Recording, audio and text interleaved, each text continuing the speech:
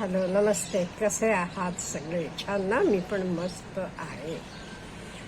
आपल्या एका सबस्क्रायबरने विचारले, madam please make a video how to choose a partner in an arranged marriage. प्रश्न विचारलेला मुलगा आहे, पण मी दोन्ही बाजूंना उत्तरं देणार आहे. पहिला, आपण प्रश्न विचारताना आपल्याबद्दल काही सांगितले नाही. बघा, सगळी मुलं चांगली असतात, सगळ्या मुली पण चांगल्या असतात, पण प्रॉब्लेम काय येतो? त्यांचं एकमेकांशी जमत नाही, एकमेकांशी ॲडजस्ट होत नाही. हे हॅबिट्स असतील, सवयी असतील, अपेक्षा असतील, काही असेल. त्यामुळे मी इथे जनरल घेते. हे जनरल घेताना पार्टनर मुलगाही असू शकतो, मुलगी पण असू शकते. नाही ते मुलांनी कसं वागलं तरी चालेल, बायको मात्र अगदी सती सावित्री पाहिजे असं अपेक्षा करून चालते का? नाही आहे. त्यामुळे आधी आपण स्वतःला व्यवस्थित करायला पाहिजे. जे गुण आपल्याला समोरचे पार्टनरमध्ये पाहिजेत ते गुण आपल्याकडे आहेत का हे बघा. नसले तर ते गुण डेव्हलप करा. आता पहिली गोष्ट, आपण मुलीचं घरदार, खानदान बघायला पाहिजे. फॅमिली म्हणजे मी हे म्हणत नाहीये का, माहिती आहे का, हल्ली फसवणूक खूप झालेली आहे. अनाथ म्हणतात आणि नंतर कळते लग्न झालेलं आहे त्यांना, आधी मुलं आहेत आणि नंतर हे मुलाशी लग्न केलं. त्यामुळे खूप फसवणूक अशी होती. आता नुकतं मिरजेत झालेली फसवणूक सांगते मी. ते इव्हन व्हिडिओ बनवून पण घातलेला आहे. शिंदे म्हणून एक कुटुंब होतं, मुलाचं लग्न होत नव्हतं, म्हणताना ऑनलाईन लग्न ठरलं. त्या मुलीनं सांगितलं मला कोणी नाही आहे. मग लग्न झालं आणि लग्न झालं 2 वर्ष झाल्यावर हा रिक्षा चालवत होता मुलगा. माझी हौस मौज तू काही पूर्ण करत नाही आहे. सकाळी 8 ते रात्री 8पर्यंत चालवत होता. नाही, तू अजूनही रात्रीचं पण काम कर असं त्याला मागे लागली. नंतर त्याच्याशिवाय सासरेबद्दल, नवरेबद्दल हा पुरुष नाही, काही सगळे तिला कंप्लेंट्स केल्या. नंतर कळलं तिला ऑलरेडी पहिले नवरेपासून 2 मुलं होती आणि नंतर तिनं ऑपरेशन करून घेतलेलं होतं आणि ह्याला सोडून ती आणि एक तिसरे बरोबरच जाऊन राहतीये. त्यामुळे फसवणूक खूप होते. म्हणून हे पूर्वी खानदान, पदर जुळायचं सगळं कशासाठी बघत होते, म्हणजे हे आपल्याला रिलायबिलिटी, विश्वासार्हता पाहिजे म्हणून हे सगळं होतं. त्यामुळे आधी हे सगळेच नीट एन्क्वायरी करा.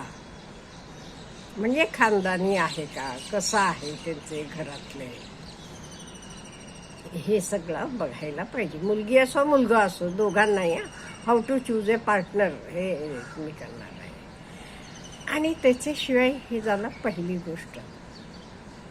नशा करणारं असलं तर मुलगा असू देत, मुलगी असू देत, नाही, लग्न करायचं नाही, बिलकुल नाही. तर कोणी असू देत. मुलगी आधी म्हणतात सोशल ड्रिंकर आहेत, मग तर सोशल ड्रिंक कुठेपर्यंत जाते हे काही कळत नाही. नेक्स्ट आला कॅरेक्टर, चारित्र्य. हे व्यवस्थित पाहिजे, नाही ते खूप त्रास होतो पुढे. त्यामुळे ह्याच्याकडे पण आधी प्रत्येकानं, मुलगा असो मुलगी असो, व्हेरी व्हेरी इम्पॉर्टंट.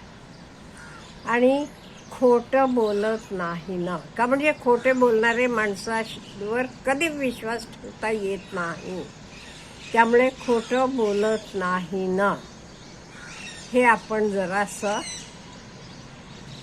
एन्क्वायरी करा. आता तुम्ही म्हणाल हे कसं कराल? ओके, तुम्ही मुलगी बघितल्यावर 2-4 वेळेला भेटा, बोला, म्हणजे आपोआप कळते. खोटं बोलत असलं की एकदा एक सांगते, पुढच्या वेळेला दुसरंच सांगत असते, आपल्याला आयडिया येते. त्यामुळे एकमेकांना भेटा. आणि आर्थिक परिस्थिती कशी असावी, आर्थिक परिस्थिती पण आपल्याला सूट होण्यासारखी असावी. नाही तर कित्येक वेळेला हल्ली काय होते, हल्ली मुली मिळत नाहीत म्हणून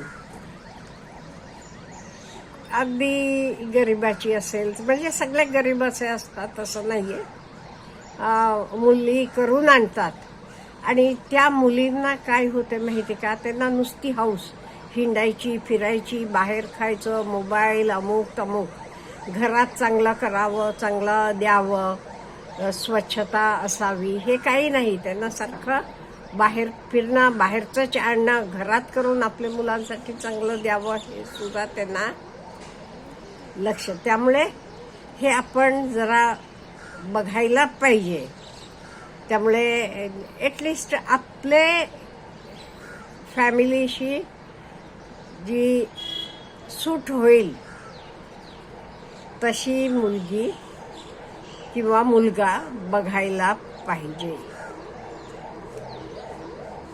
हेच नंतर आपण लग्नानंतर एकत्र राहायचं का वेगळं राहायचं, हे सगळं आधी ठरवून घ्यायला पाहिजे. किंवा हल्ली मुली पण एखाद मुलगी असते किंवा दोन, एखादा फॉरेनमध्ये असतो, भाऊ बहीण, त्यामुळे ह्या मुलीवरच आईवडिलांची जबाबदारी असते. अशा वेळी पण आधीच आपण क्लिअर करून घ्यायला पाहिजे, माझ्या आईवडिलांना बघणारं कोणी नाही आहे, त्यामुळे आज आता त्यांना होते तोपर्यंत ते इंडिपेंडेंट आहेत, पण वेळ पडली की उद्या मला त्याची काळजी घ्यायला पाहिजे. असं मी व्यवस्थितपणे सासू सासरे आणि आई वडील सगळ्यांच्या काळजी घेणाऱ्या मुली पण बघितलेल्या आहेत.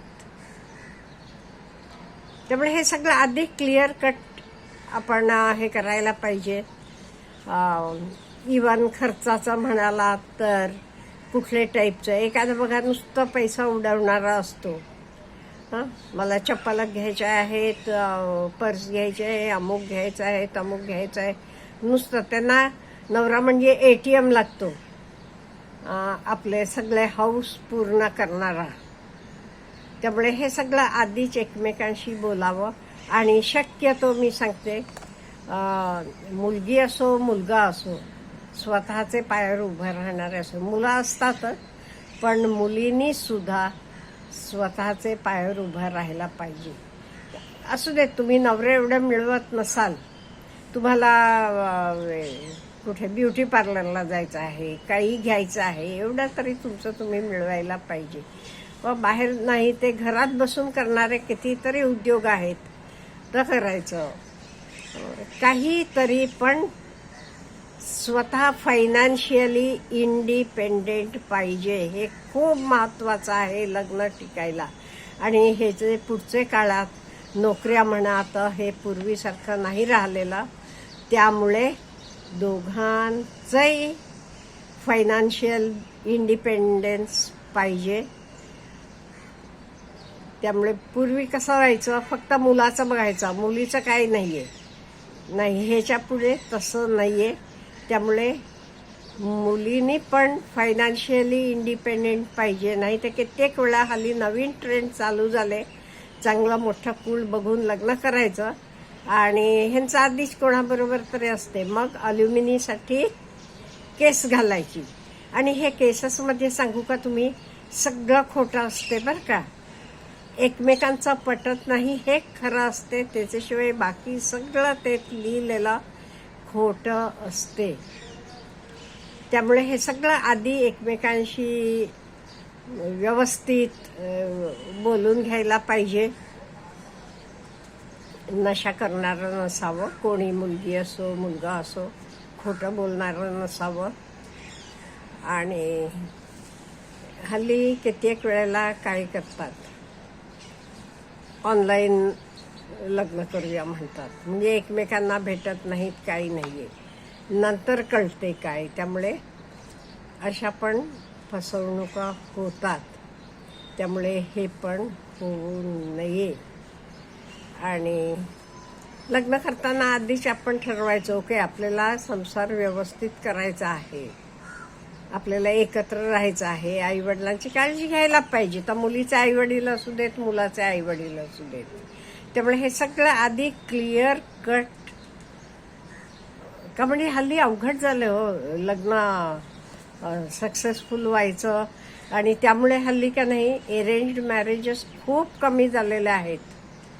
का म्हणजे आई वडील पण म्हणतात नंतर कशाला आम्ही उगीच अडकून पडायचं, त्याच्यापेक्षा तुमचं तुम्ही बघा. त्यांचंही चुकतंय असं नाही आहे.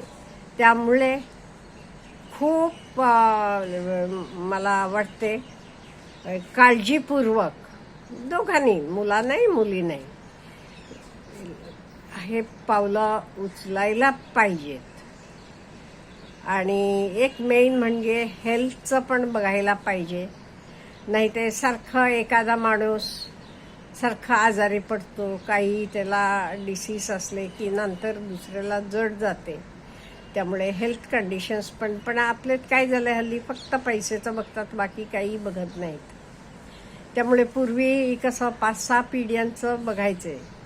त्यामुळे हेल्थचं पण लक्ष द्यायला पाहिजे हे सगळे. आणि सांगू का, कित्येक वेळेला आपण किती शहाणे आहोत म्हटलं, सगळं बघितलं तरी लग्न झाल्यावर कळतात काही काही गोष्टी. नंतर टोकाला जाते आणि पटलं नाही म्हटलं की मग बाकीचं सगळं तर खोटं असते. एकमेकांचं पटत नाही हे एवढं खरं असते, बाकी सगळ्या एलिगेशन्स खोट्या असतात, त्या कुठल्याही साईडच्या असतील. त्यामुळे खूप महत्त्वाचं म्हणजे कॅरेक्टर, चारित्र्य आणि विश्वास हे पण महत्त्वाचं आहे. आणि एकमेकांना ॲडजस्ट करायला दोघांनाही यायला पाहिजे. अशा मुलीशी लग्न करा. I wish you all the best.